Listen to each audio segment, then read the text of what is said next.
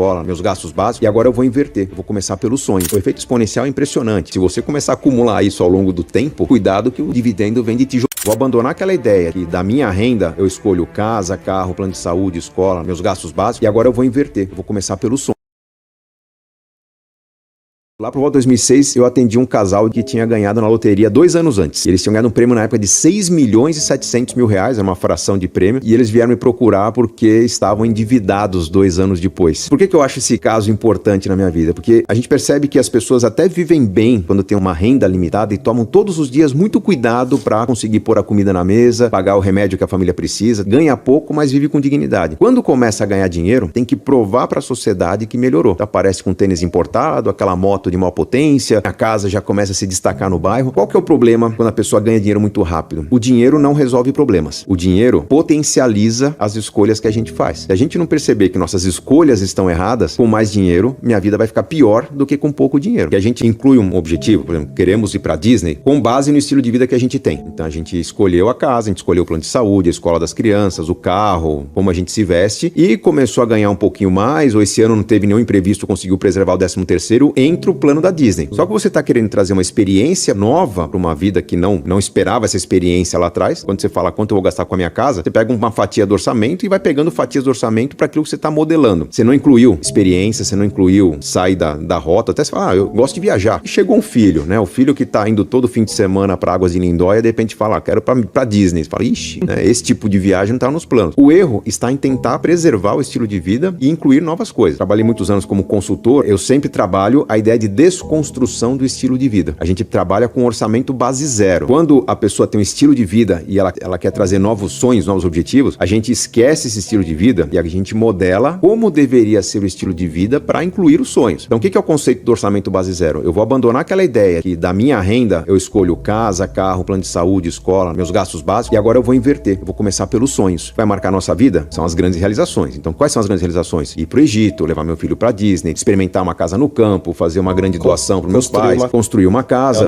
Quero fazer um curso de gastronomia lá na França, quero aprender a esquiar, algum sonho. Então, a gente da renda começa a construir os sonhos. Quanto eu deveria guardar por mês para independência financeira, para casa no campo, para uma viagem a cada 2, 3 anos, e a gente separa a primeira verba. Como normalmente essa construção de sonhos é de médio e longo prazo, eu preciso ter o elemento da motivação. Então, além dessa verba para os sonhos, eu separo uma verba para qualidade de vida, para fazer coisas que normalmente as pessoas esquecem. Praticar meu esporte, doar para quem precisa, coisas que eu sinto que são importantes. Para algumas pessoas, viajar de tempos em tempos para ver a família. Tem gente que está vivendo longe da família. Isso é qualidade de vida. Com o que sobra, eu vou modelar meu estilo de vida. Nossa, eu achei que podia morar numa casa, num apartamentão, vou morar num flat. É um jeito interessante de viver? Não, tem que estar claro que é um jeito menos confortável, menos conveniente de viver. Mas tem que ter aquela consciência de que, de repente, eu chego no sábado e falo, puxa, eu queria que meu apartamento fosse maior. Como não é, ainda bem que eu tenho a verba para ir ao teatro, ao cinema, visitar os amigos, presentear. Mudou o foco. Não é mais o estilo de vida. Legal. Então, a gente adota uma vida mais simples para que ela seja mais rica em experiências, é a tal da qualidade de vida, e realizações, que são os grandes sonhos construídos. Como essa vida vai ter mais experiência, é muito provável que eu tenha uma energia vital muito maior. A gente entra no êxtase de estar realizando sonhos. Então, a gente inverte a ordem das escolhas. A vida, ela se torna menos recompensadora do ponto de vista daquilo que eu ostento, mas muito mais recompensadora do ponto de vista do que eu acrescento à minha rotina, aos meus registros de vida, as histórias que eu tenho para contar para a família, para os amigos. Eu me torno uma pessoa muito mais rica. As pessoas vão querer estar mais comigo para compartilhar experiências. As oportunidades aparecem mais. Os amigos vão querer acompanhar mais esse tipo de processo. Então eu começo a perceber que daqui a pouco estava difícil planejar uma viagem, mas os amigos estão vindo junto e cada um está contribuindo um pouquinho. Fica mais fácil, fica mais leve, fica até mais barato quando a gente pensa na escala que isso pode ter. Com isso, a tendência é que a gente prospere mais. Uma vida de mais experiências nos traz mais bagagem, nos traz mais criatividade, a gente trabalha melhor, a gente evolui melhor e até esse sacrifício inicial que a gente fez, eu não vou esperar a aposentadoria para mudar. Ao longo dos anos, eu vou melhorando e minha renda tende a crescer porque eu sou um profissional melhor. Quem está sufocado por contas para pagar, devia num dado momento parar em família, falar, esquece o quanto custa o apartamento, esquece quanto custa a escola dos filhos, vamos imaginar, com quem te ganha, vamos tentar modelar um estilo de vida mais simples, só que incluindo várias realizações, vai ter um gap aqui entre o que a gente é e o que a gente quer ser. E aí o que a gente constrói? Uma estratégia para desconstruir o que a gente é e começar a construir o que a gente quer ser. Eu falo insistentemente nas minhas redes que planos não foram feitos para dar certo. Gente, isso não é uma frase arrogante. Você monta um plano, tem 3, 4 anos anos para realizar. Se você ignora o fato que nesses 3, 4 anos você se tornará uma pessoa mais inteligente, o seu plano vai acontecer exatamente como previsto. Se você montou e segue esse plano e não dá atenção para ele, vai juntando dinheiro, você vai chegar no dinheiro que você precisar, você vai pagar caro. Agora, se você estuda aquele plano semanalmente, e vai fazer uma pesquisa, entra num blog, vê o que as pessoas estão fazendo, acompanha notícias, mudanças de preço, você vai aperfeiçoando o plano. Então é muito provável que um plano que merece atenção, depois de 3, 4 anos, ou ele aconteceu melhor do que o previsto, ou aconteceu antes do que o previsto. Você está se tornando um expert em melhorar o seu plano. Isso vale para tudo, gente. Houve uma matéria na Você S.A. em que eu ensinava a chegar no 1 milhão em 10, 20, 30 anos e naquela conversinha de café, a jornalista falou, puxa, mas você acredita mesmo nisso, professor? Eu não só acredito, como estou chegando nesse número. Isso era novembro de 2005, eu virei 1 milhão no final de 2005. O Casais Inteligentes Enriquecem Juntos começou a fazer sucesso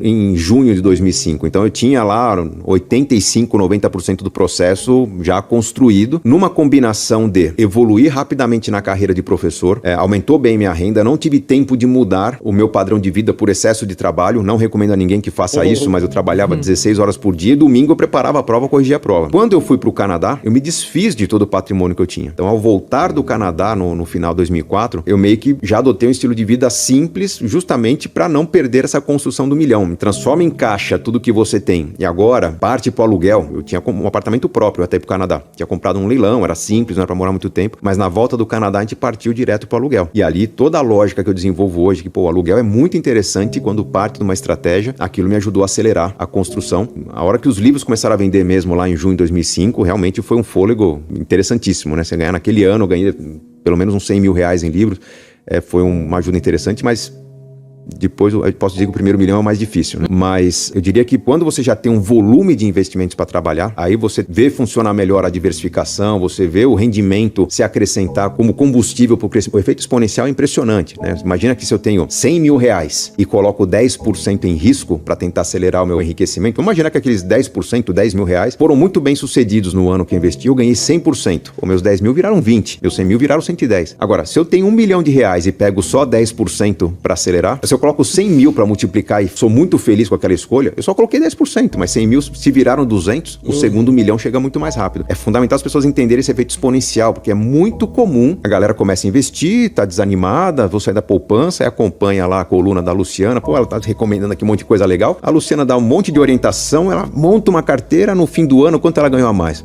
Eu ia ganhar 100, ganhei 120. Valeu a pena? Aparentemente não, mas se você começar a acumular isso ao longo do tempo, a renda variável potencializa demais e o efeito exponencial, a mágica. As pessoas não têm ideia do tamanho que isso se transforma com o tempo. E o pior, elas desistem no começo. Elas dizem assim, monta uma carteira de renda. Fundos imobiliários, ações, não sei o que lá. Começa a pingar, o pessoal acha bonito, né? Meus primeiros dividendos, caiu lá 7 centavos. Quinto, sexto mês, a pessoa fala, vou parar com isso. É muito pouco, mas porque não está simulando como vai ser daqui a 5 anos, como vai ser daqui a 10, como vai ser daqui a 20. Daqui a 20, cuidado que o dividendo vem de tijolada lá de cima. A gente vê a realidade das pessoas que têm muitas ambições porque a vida em família é muito sofrida, né? Nada tem, nada pode, ver aquela vida de Instagram, o pessoal saindo pra jantar, um monte de dica de passeio e tal, a gente não consegue. Então as pessoas quando ganham algum dinheiro querem logo tentar fazer aquilo que o famoso tá fazendo. A gente nunca teve essa ambição. O tempo todo me debruçava pra fazer algum tipo de plano. Eu era professor de inglês, né? E minha renda era de meio salário mínimo. Tem uma ideia do salário mínimo naquela época era 200 e poucos reais, eu ganhava 140 por mês. Eu conseguia pagar o combustível, pagava uma outra atraçãozinha, tipo o hot dog da sexta-feira, mas eu juntava dinheiro pra cada 4 ou 5 meses fazer um passeio de fim de semana com a Adriana. Era um esquema que a gente se divertia com o que a gente não tinha. Quando a gente começou a ganhar dinheiro, foi numa fase em que tanto a Adriana quanto eu começamos a trabalhar bastante. E ganhar dinheiro, gente. Dinheiro de hoje seria tipo 3 mil reais por mês. É um dinheiro que a gente não tinha. Dei uma entrevista para uma revista falando que dava para construir um pé de meia num certo prazo. Aí eu comecei a fazer algumas simulações e eu vi que em 15 anos eu chegaria a um patrimônio de 1 milhão de reais. E fui contar isso pra Adriana, minha namorada. Falei, olha que legal. Eu tinha que contar pra alguém. Olha a planilha que eu montei. Se a gente seguir esse planinho que eu tô seguindo já há 2, 3 meses, daqui a 15 anos, quando fizer 41 anos de idade, eu vou chegar em 1 milhão de reais. Você tá namorando um futuro milionário. Ela falou, que legal. Já que estamos falando de futuro e namorando há 5 anos, que tal a gente pensar num casamento? Vi derreter aquela planilha, né? Não, peraí, né? Não tava incluindo naquela planilha o casamento. Eu não sabia dizer não. Então eu falei, puxa, casamento, por 5 anos de namoro, bateu uma vergonha. Eu não disse não. Falei, peraí, eu vou fazer as contas pra ver quanto que custa um casamento. Eu cheguei em casa e montei um planilhão. Quase que virei à noite montando uma planilha de casamento. Era um sábado pra domingo. Domingo fui lá na casa da Adriana com olheiras, né? Aqui, ó, meu plano pra gente casar. Puxa, olha, a gente teria que poupar 75% do que a gente ganha durante 2 anos. Pra montar uma festa de casamento, ainda ficar pagando parcelas por 12 meses. Loucura, né? A Adriana falou, eu topo. Adorei. Quando ela falou, eu topo o casamento, eu falei, não. Ela não entendeu quanto vai ser sacrificado a gente abrir mão do nosso jantar fora, nossa noite de gala na barraquinha do hot dog, né? Na minha cabeça, ela ia desistir depois de 3, 4 meses. Começou, dia após dia, trabalhando, e ela era vendedora, trabalhava com comissão, de repente ela começou a falar, olha, tô vendendo mais. Como assim tá vendendo mais? Ah, porque eu vendo implantes para dentistas, né? Quando eu falo, o doutor quer comprar o implante? Eu falo, não preciso, tô com o estoque cheio e tal. Eu falo, doutor, ajuda, é pro meu casamento. E os caras começaram a comprar. E a renda dela, em 3 meses, quase que dobrou. Eu comecei a entrar na dela. Começaram a vir convites para aulas que eu tava recusando, dava aula de contabilidade básica. Alguém dá aula de estatística? Pô, estatística eu nunca dei aula, mas tirei 9,5 na matéria. Então deixa eu preparar por uns dias, eu dou aula. Comecei a pegar algumas aulas e a renda começou a crescer também. Fechava uma aula, pra mim, que era uma aula? Era R$400 a mais. Eu ia lá no orelhão, ligava pra Adriana, fechamos mais 30% do pacote de flores. E ia arriscando na planilha o que a gente tava batendo de meta com cada fração de renda que eu conquistava. E ela é a mesma coisa. Aquele plano que era para 2 anos, a gente viu que poderia viabilizar antes ou poderia viabilizar melhor. E a gente começou a acelerar o projeto de uma forma que a gente decidiu trabalhar que nem uns loucos nesse período. Mas era um grande sacrifício, mas estava muito claro qual era o prêmio. E a cada dia o prêmio aumentava. Tanto que a viagem que a gente planejava no começo era uma semana em Porto Seguro. Virou 2 semanas e meia na Europa. Fizemos Paris e Grécia na nossa lua de mel. E quitamos tudo no casamento. Não teve endividamento. Então estava muito claro o processo ali que, o sacrifício valia a pena? Valia. Porque o prêmio era muito grande. Tinha data para acontecer. E ali nasceu uma grande lição que eu trago para os meus livros, para o meu trabalho hoje, que é todo sacrifício vale a pena se ele não for se transformar em sofrimento. Se ele for parte de uma gincana em que você sabe quando o prêmio acontece, você vai celebrar esse prêmio, vai celebrar bem esse prêmio e marcar o começo do próximo sacrifício para realizar um outro sonho. A vida se torna uma grande gincana correndo atrás de grandes realizações.